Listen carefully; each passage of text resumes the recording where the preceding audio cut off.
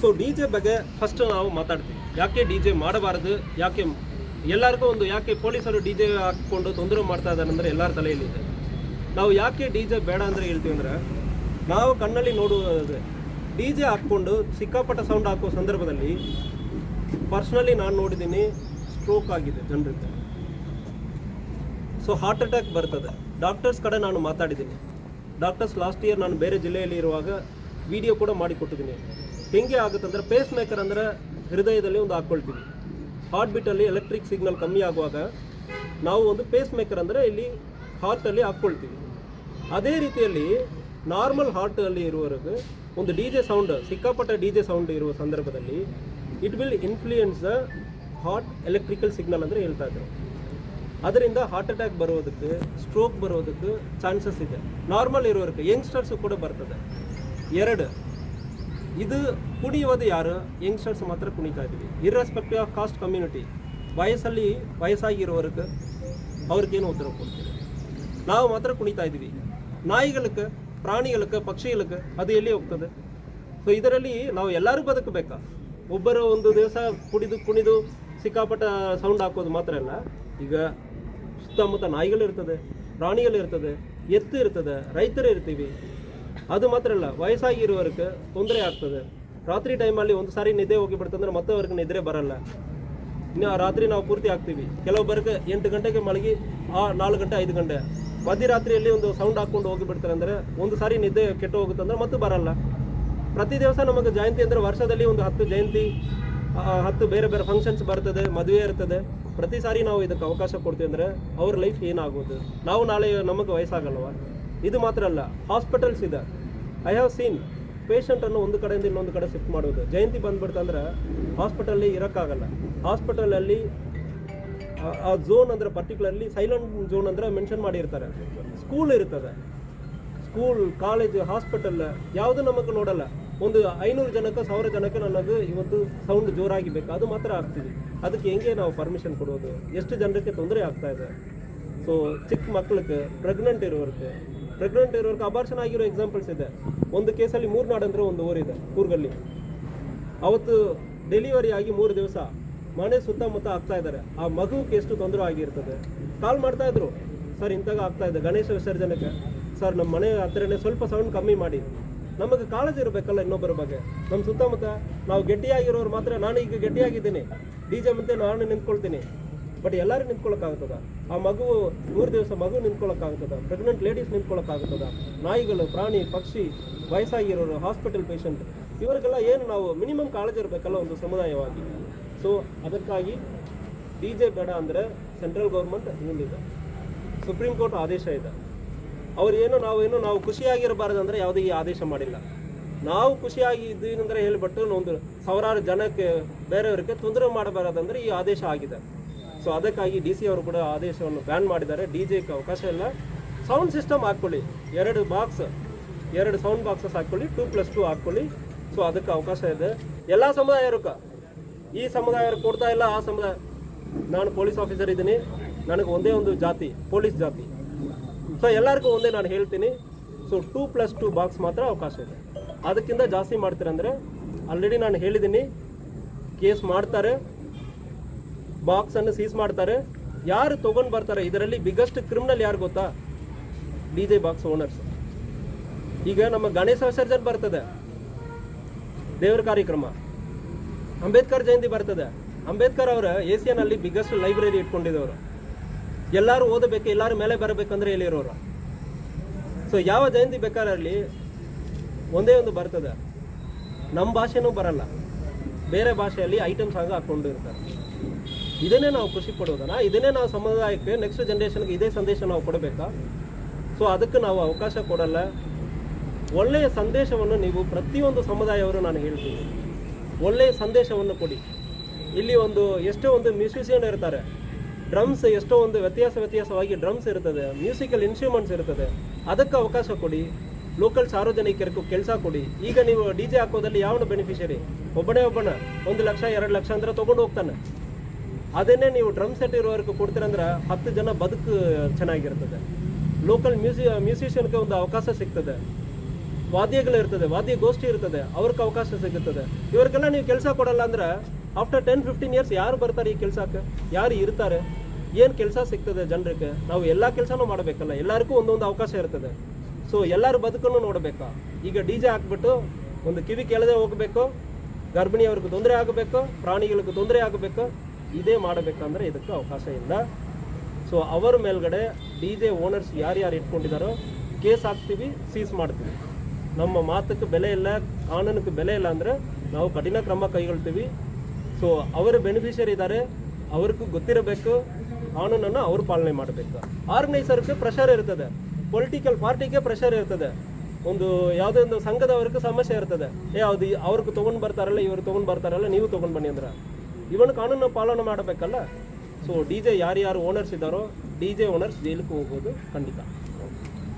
Sir ಸಲ್ಲಿಸುತ್ತೆ ಖಂಡಿತವಾಗಿ ಸ್ವಲ್ಪ ನೀವು KSP ಆ್ಯಪಲ್ಲಿ ಆಲ್ರೆಡಿ ಹೇಳಿದ್ದೀವಿ, ಭಾಳಷ್ಟು ಸುಳ್ಳು ಮಾಹಿತಿ ಬರ್ತಾ ಇದೆ ಅಂದರೆ ಹೇಳ್ತಾ ಇದ್ದಾರೆ, ಭಾಳಷ್ಟು ಜೆನ್ಯೂನ್ ಮಾಹಿತಿಗಳು ಬರ್ತಾ ಇದೆ, ನಮ್ಮ ಕಡೆನೂ ಮಾಹಿತಿ ಇದೆ. ಮುಂದಿನ ದಿವಸದಲ್ಲಿ ದಯವಿಟ್ಟು ಒಂದು ಯಾವ ಮಾಹಿತಿ ಎಲ್ಲಿ ಅಂದರೆ ಪ್ರಿಸೈಸ್ ಇನ್ಫಾರ್ಮೇಷನ್ ಕೊಡ್ತಾರೆ ಅಂದರೆ ನಮಗೆ ಯೂಸ್ಫುಲ್ ಆಗುತ್ತದೆ, ನಾವು ಕ್ರಮ ಕೈಗೊಳ್ತೀವಿ. ಡಾಬಾಗಳು ಸಣ್ಣ ಸಣ್ಣ ಇದರಿಂದ ರೋಡ್ ಆಕ್ಸಿಡೆಂಟ್ ಕೂಡ ಆಗ್ತಾ ಇದೆ. ದಯವಿಟ್ಟು ಮಾಹಿತಿಯನ್ನು ಮಾತ್ರ ನೀವು ಕೊಡಿ, ನಾವು ಕ್ರಮ ಕೈಗೊಳ್ತೀವಿ. ಯಾಕಂದ್ರೆ ಎಲ್ಲವೂ ಪೊಲೀಸ್ ಇಲಾಖೆ ಈಗ ಬೇಕಾದಷ್ಟು ಸೂಚನೆ ಕೊಡಲಾಗಿದೆ. ನೀವು ತಪ್ಪು ಮಾಡಿದರೆ ಸರಿಪಡಿಸ್ಕೊಳ್ಳೋದಕ್ಕೆ ಅವಕಾಶನೂ ಕೊಡಲಾಗಿದೆ. ಮುಂದೆನೇ ನೀವು ಮಾಡೋ ಸಂದರ್ಭದಲ್ಲಿ ಆಫೀಸರ್ಸ್ಗೆ ಈಗಲೇ ಸೂಚನೆ ಕೊಡ್ತಾ ಇದ್ದೀನಿ, ಸಿಬ್ಬಂದಿ ಇಲಾಖೆ ಬೀಟ್ ವ್ಯಾಪ್ತಿಯಲ್ಲಿ ಹೋಗಿ ಪ್ರತಿಯೊಬ್ಬರು ಚೆಕ್ ಮಾಡಬೇಕು. ಯಾರು ಅಂತಾಗ ಮಾಡ್ತಾರಂದ್ರೆ FIR ಮಾಡಬೇಕು. ಇದಕ್ಕೆ ಮೇಲೆ ಮಾಡ್ತಾರಂದ್ರೂ FIR ಮಾಡಿ ಗಾಡಿಯನ್ನು ಸೀಸ್ ಮಾಡಬೇಕು. ಮತ್ತು ಎನ್ವಿರಾನ್ಮೆಂಟ್ ಆ್ಯಕ್ಟ್ ಅಡಿಯಲ್ಲಿ ಸಿಕ್ಕಾಪಟ್ಟ ಸೌಂಡ್ ಹಾಕೋ ಸಂದರ್ಭದಲ್ಲಿ ಅಪ್ ಟು 1 lakh ಬರೆ ಫೈನ್ ಹಾಕೋದಕ್ಕೆ ಅವಕಾಶ ಇದೆ, ಕೋರ್ಟ್ಗಳಿಗೆ ಅವಕಾಶ ಇದೆ.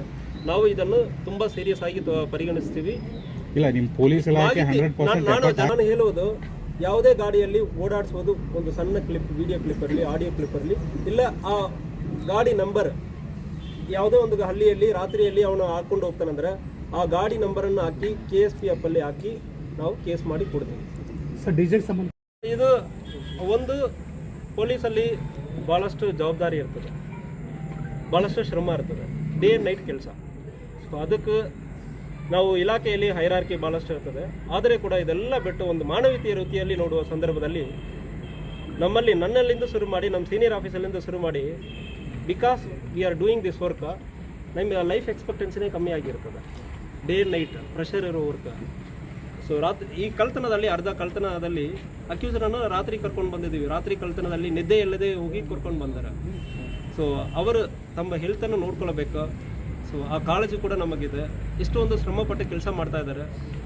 ಸೊ ಸಾರ್ವಜನಿಕರ ಕಡೆ ನಾನು ಏನು ಹೇಳ್ತಾ ಇದ್ದೆ ಅಂದರೆ, ಎಲ್ಲರೂ ನೀವು ಒಂದೇ ರೀತಿಯಲ್ಲಿ ನೋಡ್ತೀರಿ. ಪ್ರತಿಯೊಂದು ಪೊಲೀಸಲ್ಲಿ ತಪ್ಪು ಮಾಡ್ತಾ ಇಲ್ಲ ಅಂದರೆ ನಾನು ಹೇಳ್ತಾ ಇಲ್ಲ, ತಪ್ಪು ಮಾಡ್ತಾರೆ. ಬಟ್ ಎಲ್ಲರೂ ತಪ್ಪು ಮಾಡೋರು, ಎಲ್ಲರೂ ಲಂಚ ತೊಗೊಳ್ತಾರೆ ಅಂತ ನೋಡಬೇಡ. ಭಾಳಷ್ಟು ನಿಮ್ಮ ಸಹಕಾರಕ್ಕೆ ನಿಂತ್ಕೊಂಡಿರೋರು ಭಾಳಷ್ಟು ಜನ ಇದ್ದಾರೆ. ಸೊ ಅವ್ರಿಗೆ ನೀವು ಯಾವುದೇ ಒಂದು ಸಮಸ್ಯೆ ಎಲ್ಲಿಯೋ ಒಂದು ಕಡೆ ಬರ್ತಾರೆ, ನಿಮ್ಮ ಸಹಕಾರ, ಒಂದು ಪ್ರೋತ್ಸಾಹ, ಒಳ್ಳೆಯ ಕೆಲಸ ಮಾಡೋ ಒಂದು ಬೆನ್ನು ತಟ್ಟಿ ನೀವು ಒಳ್ಳೆಯ ಕೆಲಸ ಮಾಡಿದ್ರೆ ಅಂದರೆ ಈ ಸಂದರ್ಭದಲ್ಲಿ ನಮಗೂ ಖುಷಿ ಆಗ್ತದೆ. ಮುಂದೆ ಒಳ್ಳೆಯವರನ್ನು ನಾವು ಸಹಕಾರ ಕೊಡಬೇಕು. ಸೊ ಇಲ್ಲಾಂದ್ರೆ ಕೆಟ್ಟವರನ್ನ ಡಾಮಿನೇಷನ್ನೇ ಜಾಸ್ತಿ ಆಗಿಬಿಡ್ತದೆ. ಒಳ್ಳೆಯವರನ್ನು ನೀವು ಸಹಕಾರ ಕೊಡುವಾಗ ನಾವು ಒಳ್ಳೆಯವರಾಗಬೇಕಂದ್ರೆ ಎಲ್ಲರ ತಲೆಯಲ್ಲಿ ಬರ್ತದೆ. ಸೊ ಸಾರ್ವಜನಿಕರಿಗೆ ಕೂಡ ಒಳ್ಳೆಯ ಕೆಲಸ ಮಾಡುವಾಗ ನಮ್ಮ ಬೆನ್ನು ತಟ್ಟಿ ನಮ್ಮ ಆಫೀಸರ್ಸ್ಗೆ, ಸಿಬ್ಬಂದಿ ಇಲಕ್ಕೆ ಅಟ್ಲೀಸ್ಟ್ ನೀವು ಒಂದು ಪ್ರೋತ್ಸಾಹ ಕೊಡ್ತೀರಂದ್ರೆ ಇನ್ನೂ ನಮಗೆ ಮೋಟಿವೇಶನ್ ಇರ್ತದೆ. ಸೊ ನನಗಂದರೆ ಬೇಡ, ಅಟ್ಲೀಸ್ಟ್ ನನ್ನ ಸಿಬ್ಬಂದಿ ಎಲ್ಲ ನಿಮ್ಮ ಬೀಟಿಗೆ ಬರುವಾಗ, ನಿಮ್ಮ ಜೊತೆ ಮಾತಾಡುವಾಗ ಒಂದು ಒಳ್ಳೆಯ ರೀತಿಯಲ್ಲಿ ಮಾಹಿತಿ ಕೊಡೋದಿರಲಿ, ಚೆನ್ನಾಗಿ ಮಾತಾಡೋದಿರಲಿ, ಅದು ಸಾರ್ವಜನಿಕರು ನಮಗೆ ಸಹಕಾರ ಕೊಡಬೇಕಂದ್ರೆ ಹೇಳ್ಕೊಳ್ತೀವಿ. ಸೊ ಭಾಳಷ್ಟು ಶ್ರಮ ಪಟ್ಟಿದ್ದಾರೆ. ಅವರ ಶ್ರಮಕ್ಕೆ ನಾವು it is part of duty, but still ಅದೆಲ್ಲ ದಾಟಿ ಕೂಡ ಕೆಲಸ ಮಾಡಿರ್ತಾರೆ. ಸೊ ಕಂಟಿನ್ಯೂಸ್ 24 hours ಕೆಲಸ ಮಾಡಿರ್ತಾರೆ. ಸೊ ಅದಕ್ಕೆಲ್ಲ ನಾವು ಹೇಳ್ತೀವಿ ಅಂದರೆ ಅದಕ್ಕೆ ಮಾತಲ್ಲಿ ಏನೋ ಅದು ಹೇಳೋದಕ್ಕೆ ಆಗೋದೇ ಇಲ್ಲ. The are doing beyond there job. ಜಿಲ್ಲೆ ಪೊಲೀಸ್ ವ್ಯಾಪ್ತಿಯಲ್ಲಿ ಸಿಟಿ ಪೊಲೀಸ್ ವ್ಯಾಪ್ತಿ ಒಂದಿದೆ, ಜಿಲ್ಲೆ ಪೊಲೀಸ್ ವ್ಯಾಪ್ತಿ ಒಂದಿದೆ. 40 ಲಕ್ಷಕ್ಕಿಂತ ಜಾಸ್ತಿ ಜನಸಂಖ್ಯೆ ಇದೆ. ಬಟ್ ನಮ್ಮಲ್ಲಿರೋ ಪೊಲೀಸ್ 1800 ಅಷ್ಟೇ ಇದೆ. ಬೇರೆ ಕಡೆ 5 ಲಕ್ಷ 10 ಲಕ್ಷ ಇರೋವರೆಗೆ 1000+ ಇದೆ. ನಮ್ಮಲ್ಲಿ 40 ಲಕ್ಷ ಇರೋದಕ್ಕೆ ಜನಸಂಖ್ಯೆ ಕಮ್ಮಿ ಇದೆ, ಪೊಲೀಸ್ ಸಂಖ್ಯೆ ಕಮ್ಮಿ ಇದೆ. ಕಾರಣ ಒಂದೇ ಒಂದು, ಬೆಳಗಾವಿ ಜನರು ಒಳ್ಳೆಯವರಿದ್ದೀರಿ. ನೀವು ಮತ್ತೆ ಗಲಾಟೆ ಮಾಡ್ಕೊಂಡಿರ್ತೀರಿ ಅಂದ್ರೆ ಪೊಲೀಸ್ ಜಾಸ್ತಿ ಬರ್ತದೆ. ನೀವು ಒಳ್ಳೆಯವರು ಇರೋದ್ರಿಂದ ಪೊಲೀಸ್ ಕಮ್ಮಿ ಇದೆ, ನಾವು ಮ್ಯಾನೇಜ್ ಮಾಡ್ತಾ ಇದ್ದೀವಿ.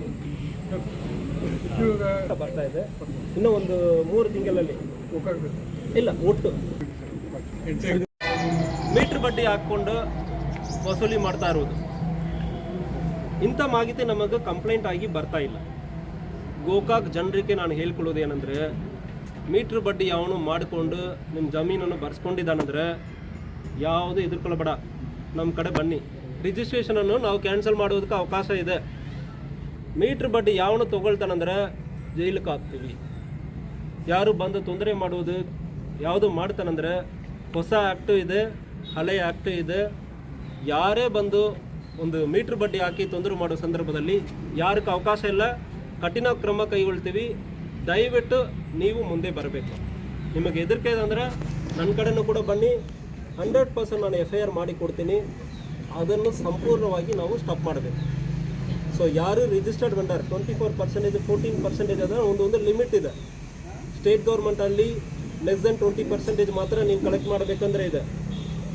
ನನಗೆ ಗೊತ್ತಿರುವಂಗೆ 14 to 16% ಜಾಸ್ತಿ ಬಡ್ಡಿ ತೊಗೊಳ್ಬಾರ್ದು. 1 ಲಕ್ಷಕ್ಕೆ 1 ವರ್ಷಕ್ಕೆ ಸ್ಟೇಟ್ ಗೌರ್ಮೆಂಟ್ ಆದೇಶ ಪ್ರಕಾರ 14ರಿಂದ 16,000ಕ್ಕಿಂತ ಜಾಸ್ತಿ ಬಡ್ಡಿ ತೊಗೊಳ್ಬಾರದು. ಸೆಂಟ್ರಲ್ ಗೌರ್ಮೆಂಟ್ ಮೈಕ್ರೋ ಫೈನಾನ್ಸಲ್ಲಿ 24% RBI ಗೈಡ್ಲೈನ್ಸ್. ಬೇಕಾದ್ರೆ ಒಂದು ಸಾರಿ ಚೆಕ್ ಮಾಡ್ಕೊಳ್ಳಿ.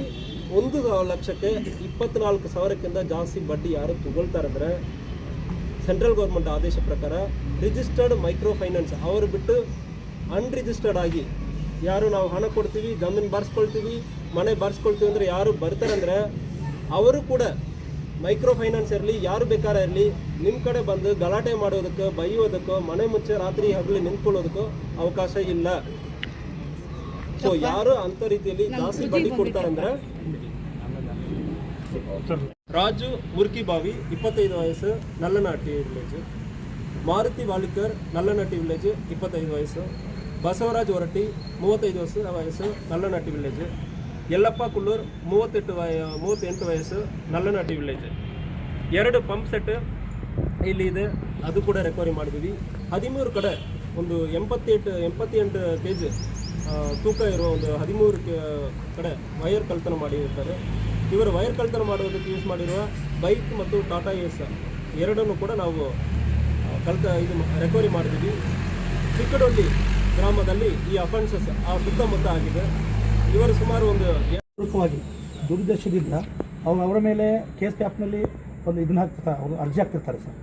ಅದನ್ನು ತಾವು ಯಾವ ರೀತಿ ಹ್ಯಾಂಡಲ್ ಈ ರಿವೆಂಜ್ ತಗೊಳ್ಳೋ ದೃಷ್ಟಿಯಿಂದ ಕೇಸ್ ಪೇಪರ್ ರಿಪೋರ್ಟ್ ಮಾಡ್ತಾರಲ್ಲ, ಅಂಥವ್ರ ವಿರುದ್ಧ ಏನು ಯಾವ ರೀತಿ ಕ್ರಮ ತಗೊಳ್ತಾರೆ? ಅದನ್ನು ಯಾವ ರೀತಿ ಹ್ಯಾಂಡಲ್ ಮಾಡ್ತಾರೆ? ಸೊ ಈಗ KSPF ಬಗ್ಗೆ ಇನ್ನೊಂದು ಹೇಳಿಕೊಡ್ತೀನಿ. KSPF ಅಲ್ಲಿ ಕೆಲವೊಂದು ವಿಚಾರ ನಿಮಗೆ ಹೇಳೋಕ್ಕೆ ಆಗ್ತಾ ಇಲ್ಲ, ಯಾರ ಕಡೆ ಹೇಳೋದು ಅಂದ್ರೆ ಆಗ್ತಾ ಇಲ್ಲ, ಭಯ ಇದೆ.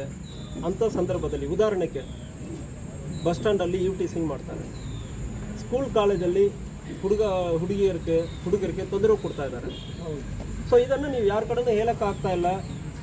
KSPF ಅಲ್ಲಿ ಎಲ್ಲಿ ಏನು ಯಾರು ಮಾಡ್ತಾ ಇದ್ದಾರೆ ಅಂದರೆ ಒಂದು ಮಾಹಿತಿ ಕೊಡುವಾಗ ಆ ಮಾಹಿತಿ ಯಾರು ಕೊಟ್ಟಿದ್ದಾರೆ ಅಂದರೆ ನಮಗೂ ಗೊತ್ತಾಗಲ್ಲ. ಮಾಹಿತಿ ಕೊಟ್ಟ ನಂತರನೇ ಅವ್ರು ಅರೆಸ್ಟ್ ಮಾಡಿ ಜೈಲಿಗೆಲ್ಲ ಹಾಕಲ್ಲ. ವೆರಿಫೈ ಮಾಡ್ತೀವಿ, ಅವ್ರು ಕೊಟ್ಟಿರೋ ಮಾಹಿತಿ ನಿಜನಾ ಸುಳ್ಳು ಅಂದರೆ ವೆರಿಫೈ ಮಾಡ್ತೀವಿ. ಈಗ ನನಗೆ ಮಾಹಿತಿ ಬಂದು ಯಾವುದೋ ಒಂದು ಅಕ್ರಮ ಚಟುವಟಿಕೆ ನಿಲ್ಲಿಸ್ತಾ ಇಲ್ಲ ಅಂದರೆ ಕಂಡು ಬರುವ ಸಂದರ್ಭದಲ್ಲಿ ಒಂದು ಸಾರಿ ಏನಾಗಿದೆ ಅಂದರೆ ಸಬ್ ಇನ್ಸ್ಪೆಕ್ಟರ್ ಕಡೆ ಹೇಳ್ತೀವಿ. ಮತ್ತು ಬರುತ್ತಂದ್ರೆ ನಮಗೆ ಬೇರೆ ಬೇರೆ ಸೋರ್ಸಸ್ ಇರ್ತದೆ, ಮಾಧ್ಯಮ ಮಿತ್ರರು ಇರ್ತೀರಿ. ಮತ್ತು ಇದಕ್ಕಂದ್ರೇ ಇಂಟೆಲಿಜೆನ್ಸ್ ಕಲೆಕ್ಷನ್ಗೆ ನಮಗೆ ಸಪ್ರೇಟ್ ವಿಂಗ್ ಒಂದಿದೆ, ನಮಗೆ ಸ್ಟೇಟ್ ಇಂಟೆಲಿಜೆನ್ಸ್ ಅಂದರೆ ಒಂದು ಇದೆ. ಸೊ ನನ್ನ ಕೆಳಗಡೆ ಒಂದು ಇಂಟೆಲಿಜೆನ್ಸ್ ವಿಂಗಲ್ಲಿ ಕೆಲವೊಂದೊಬ್ಬರು ಕೆಲಸ ಮಾಡ್ತಾ ಇದ್ದಾರೆ. ಈ ಮಾಹಿತಿಯನ್ನು ಕಳಿಸಿ ಇದು ನಿಜ ಆಗ್ತಾ ಇದಾ ಇಲ್ವಾ ಅಂದರೆ ನಾವು ಕೂಡ ವೆರಿಫೈ ಮಾಡ್ತೀವಿ.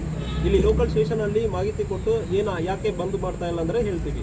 ಇನ್ನೊಂದು ನಿಜವಾಗ್ಲೂ ಅದು ಆಗ್ತಾ ಇಲ್ವಾ ಇಲ್ವಾ ಇರುವ ಸಂದರ್ಭದಲ್ಲಿ ಕ್ರಮ ಕೈಗೊಳ್ತೀವಿ, ಇಲ್ಲದೇ ಇರುವ ಸಂದರ್ಭದಲ್ಲಿ ಅದನ್ನು ಕ್ಲೋಸ್ ಮಾಡ್ತೀವಿ. ಸೊ ಆ ರೀತಿಯಲ್ಲಿ ನಾವು ಮಾಡ್ತಾ ಇದ್ದೀವಿ. ಈಗ ಉದಾಹರಣೆಗೆ ಯಾವುದೋ ಒಂದು ಹೆಣ್ಮಗುಗೆ ಒಂದು ತೊಂದರೆ ಆಗ್ತಾ ಇದೆ, ಅದು ಯಾರ ಕಡೆ ಹೋಗಿ ಹೇಳ್ತಾರೆ? KSPF ಅಲ್ಲಿ ಅವ್ರ ಹೆಸರು ಹಾಕೋದು ಬೇಕಾಗಲ್ಲ. ಯಾರೋ ಒಬ್ಬನ ತೊಂದರೆ ಮಾಡ್ತಾನಂದ್ರೆ ಈ ಬಸ್ ಸ್ಟ್ಯಾಂಡ್ ಕಡೆ ನಿಂತ್ಕೊಂಡು ಪ್ರತಿ ದಿವಸ ಸಾಯಂಕಾಲ ತೊಂದರೆ ಮಾಡ್ತಾನಂದ್ರೆ ಬರೋ ಸಂದರ್ಭದಲ್ಲಿ ನಾವು ಹೇಳ್ತೀವಿ, ಸಬ್ ಇನ್ಸ್ಪೆಕ್ಟರ್ಗೆ ಹೇಳ್ತೀವಿ, ಅವನು ಯಾರು ಏನೋ ಅದು ನಿಜನಾ ಸುಳ್ಳು ಅಂದರೆ ಫಸ್ಟ್ ವೆರಿಫೈ ಮಾಡ್ತೀವಿ. ಫಸ್ಟು ಮಾಹಿತಿ ಬಂದ ನಂತರ ಅವನು ಅರೆಸ್ಟ್ ಮಾಡೋದಿಲ್ಲ. ನಿಜವಾ ಸುಳ್ಳು ಅಂದರೆ ವೆರಿಫೈ ಮಾಡ್ತೀವಿ. ಸುಳ್ಳು ಇರೋ ಸಂದರ್ಭದಲ್ಲಿ ಕ್ಲೋಸ್ ಮಾಡ್ತೀವಿ. ಕೆಲವೊಂದು ಸುಳ್ಳು ಮಾಹಿತಿಯಲ್ಲಿ ಬರ್ತದೆ. 100 ಮಾಹಿತಿ ಬರ್ತದೆ ಅಂದರೆ ನಮಗೆ 10 ಮಾಹಿತಿ ರಿವೆಂಜ್ ತೊಗೊಳೋದಕ್ಕೆ ಯಾವನೇ ಆಗದೇ ಇರೋನಕ್ಕೂ ಕೊಡ್ತಾರೆ. ಸೊ ಆ ಮಾಹಿತಿ ನಮಗೆ ಗೊತ್ತಾಗಲ್ಲ, ಪೊಲೀಸ್ ಇಲಾಖೆ ಮೇಲೆ ಮಾಡ್ತಾರೆ, ಗೊತ್ತಿದೆ. ಅಲ್ಲ, ಅಂಥವ್ರ ವಿರುದ್ಧ ನೀವು ಕ್ರಮ ತಗೋಬೋದಲ್ಲ ಸರ್? ಕಾನೂನು ಕ್ರಮ ತಗೊಳ್ತೀವಿ. ಇಂತಹ ಸುಳ್ಳು ಮಾಹಿತಿ ಕೊಡ್ತಾರಂದ್ರೆ ಅವ್ರ ವಿರುದ್ಧ ಕ್ರಮ ಕೈಗೊಳ್ತೀವಿ. ನಿಜವಾದ ಮಾಹಿತಿ ಕೊಡ್ತಾರಂದ್ರೆ ಅದಕ್ಕೆ ಕಾನೂನು ರೀತಿಯಲ್ಲಿ ಕ್ರಮ ಕೈಗೊಳ್ತೀವಿ. ಭಾಳಷ್ಟು ಇದು ಅನುಕೂಲ ಆಗುತ್ತದೆ. ಪರ್ಟಿಕ್ಯುಲರ್ಲಿ UTCing ಮಾಡುವುದು, ಸ್ಕೂಲ್ ಕಾಲೇಜಲ್ಲಿ ತೊಂದರೆ ಮಾಡೋದು, ರ್ಯಾಗಿಂಗ್ ಮಾಡೋದು, ಇದಕ್ಕೂ ಈ ವರ್ಷ ಕಾಲೇಜು ಶುರುವಾಗೋದಕ್ಕೂ ಮುಂಚೆ ಇದನ್ನು ಪಬ್ಲಿಸೈಸ್ ಮಾಡಿ ಯಾವುದೇ ತೊಂದರೆ ಆಗುವ ಸಂದರ್ಭದಲ್ಲಿ ಹೆಣ್ಮಕ್ಳಿಗೆ ತಂದೆ ತಾಯಿ ಇರಲಿ, ಟೀಚರ್ಸ್ ಇರಲಿ ಮತ್ತು ಫ್ರೆಂಡ್ಸ್ ಇರಲಿ, ಯಾವುದೇ ಒಂದು ಬಸ್ ಸ್ಟ್ಯಾಂಡಲ್ಲಿ, ಕಾಲೇಜ್, ಹಾಸ್ಟೆಲ್ ಎಲ್ಲಿ ತೊಂದರೆ ಆಗುತ್ತೆ ಅಂದ್ರೂ let it be your teachers also.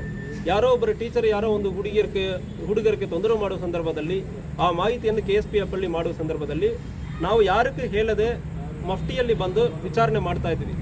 First ವಿಚಾರಣೆ ಮಾಡ್ತೀವಿ, ಇಂಥಾಗ ನಡೀತಾ ಇದೆ ಅಂದರೆ ವಿಚಾರಣೆ ಮಾಡ್ತೀವಿ.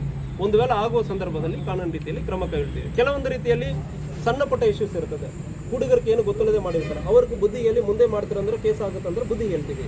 ಇಲ್ಲ ಕ್ರೈಮ್ ಆಗಿ ಉದ್ದೇಶಪೂರ್ವವಾಗಿ ಯಾರು ಮಾಡುವ ಸಂದರ್ಭದಲ್ಲಿ ಅಂಥವ್ರ ಮೇಲೆ ಕಾನೂನು ರೀತಿಯಲ್ಲಿ ಕ್ರಮ ಕೈಗೊಳ್ತೀವಿ. ಸರ್, ಈಗ ಗ್ರಾಮೀಣ ಮಟ್ಟದಲ್ಲಿ ಸರ್ ಕರೆದು ಬಿಟ್ಟರೆ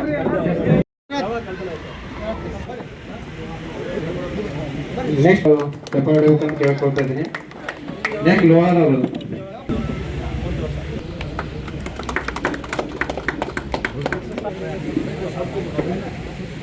next Krishna Alaknur, Kulgod Krishna Alaknur. Next Siddappa Mugalkod.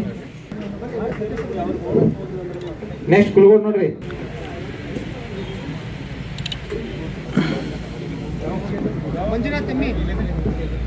Next Manjunath ತೆಮ್ಮೆ ಬಂದ್ರ.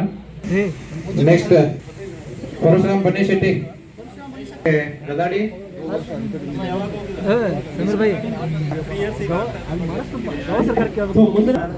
ಮುಂದೆ ಅಫೆನ್ಸ್ ಆಗಿದೆ ಅಂದ್ರೆ ಒಂದು ಎರಡು. ನೆಕ್ಸ್ಟ್ ಬಾಳಪ್ಪ. ನೆಕ್ಸ್ಟ್ ಮೂಡಲ್ಗಿ ಬಸವರಾಜ್ ಸುವರ್ಣ ನೆಮಗೌಡ್ರು ಇದಾರ. Satish ಪಂಜಾನಟ್ಟಿ. Satish sir.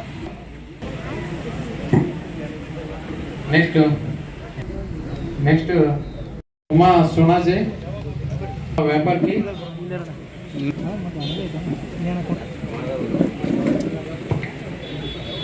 Next ದುಂಡ. Next ಎಂಕನ್ ಮಾಡಿ ಅಭಿಷೇಕ್ ಸುತಾರ್. Next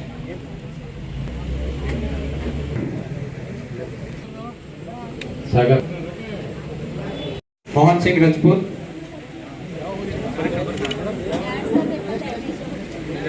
next Vithal.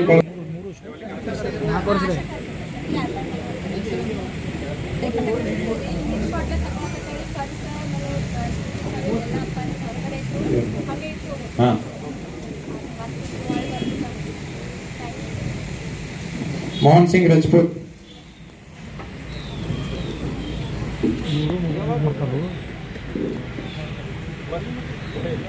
ಇಲ್ಲಿ ನೋಡಿ ಸರ್. ಸರ್